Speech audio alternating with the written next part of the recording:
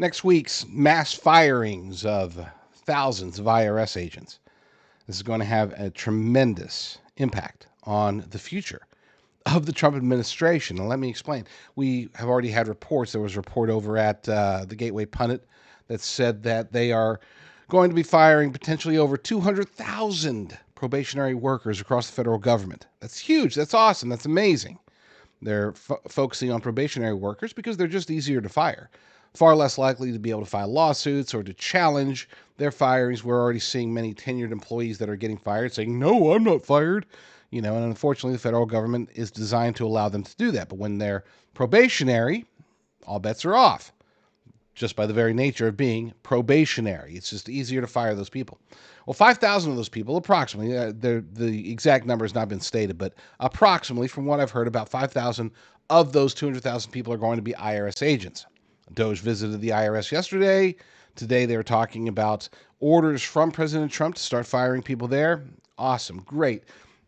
Happy Valentine's Day, America. You got your wish. I mean, there is no group, no organization that is more universally hated within the federal government than the IRS for obvious reasons.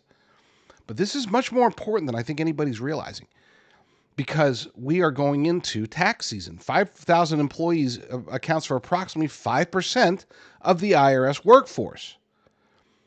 You're going to have Democrats. You're already having Democrats saying, if your tax returns are late, it's because of Trump and Elon Musk. And you've got corporate media, legacy media saying, wait for it, if your tax returns are late, it's because of Trump and Elon Musk. They're all saying, of course, as they are wont to do, they're saying the same narrative.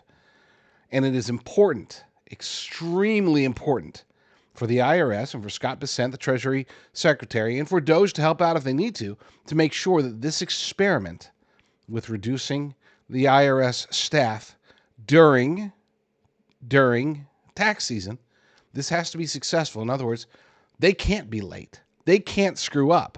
They have to be as efficient as possible. They have to be as successful as possible.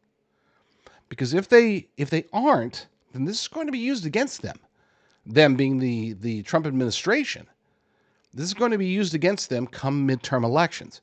Now, we have an opportunity here in 2026. For the first time in a long time, there's the possibility that the party in charge of the House, the Senate, and the White House at the same time is going to get more than 2 years. It's possible that the Republican Party can not only retain majorities in the House and Senate, but possibly expand on them.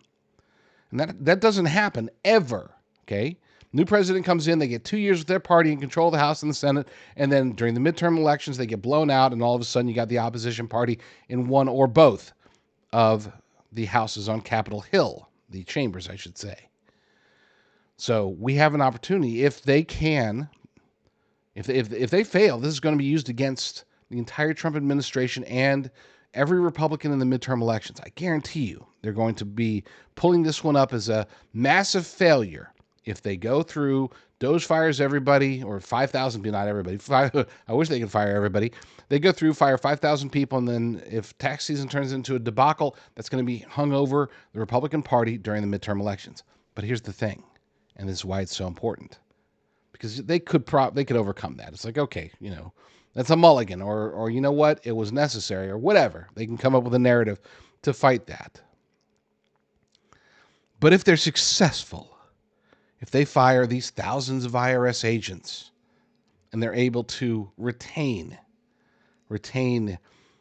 efficiency or even improve on efficiency during 2025 tax season, then I would imagine that this will help the Trump administration and the Republican Party to win in 2026 and have a complete term for President Trump that is geared around a majority. You can not only find my work, but also my amazing sponsors by going to jdrucker.com/find, jdrucker.com/find. Scroll down to the bottom, and you'll see a list of people that support this show, that make this show possible. And you can get coffee or beef or crypto or whatever, and it will help to benefit this show, help to keep us on the air.